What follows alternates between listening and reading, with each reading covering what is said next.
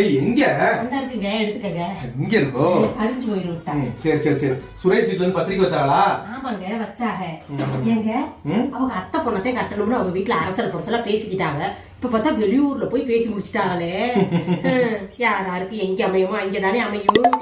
நீ சொன்னது என்னமோ சரிதாம்மா. நம்ம ஒரு ஊருக்கு போகணும்னு பஸ் ஸ்டாண்ட்ல காத்து நிப்போம். அந்த ஊருக்கு பஸ்ஸே வராது. சரி ரொம்ப நேரம் காத்து நிக்க கூடாதுன்னு வர்ற பஸ்ல ஏறிடலாம்னு நினைச்சா நமக்கு வர்றது ஒரு டவுன் பஸ்ஸாத்தே இருக்கும். சரி டவுன் பஸ்னாலும் டவுன் பஸ்ன்னு ஏறி பாதி தூரத்துக்கு தான் போயிருப்போம். அப்ப ஒரு சூப்பர் ஃபாஸ்ட் கிராஸ் பண்ணி போகும் பாரு, நம்ம மனசு சொல்லும் கொஞ்ச நேரம் வெயிட் பண்ணிருந்தா சூப்பர் ஃபாஸ்ட்லயே ஏறி இருக்கலாம்னு. என்ன பண்றது, நமக்கு வாச்சது இந்த டவுன் பஸ் தானே, நம்ம பயணம் பண்ணிட்டு போக வேண்டியதே. உங்களுக்காவது டவுன் பஸ் வாச்சு, எனக்கு ஒரு ஓட்ட பஸ் வாச்சு பிடிச்சு. அந்த பஸ்ல நான் ஏறிட்டு நான் பட்ட பாடு இருக்குதே. ஓடணும் தெரியாம எப்ப நிக்கணும் தெரியாம தவியா தவிக்க வேண்டியது பஸ். நான் அந்த ஓட்ட பஸ்ல ஏறினதுக்கு அப்புறம் தான் என்னையும் கிராஸ் பண்ணி ஏசி பஸ் போச்சு. நானும் நினைச்சேன் கொஞ்சம் காத்து தான் ஏசி பஸ்ல ஏறி இருக்கலாம்.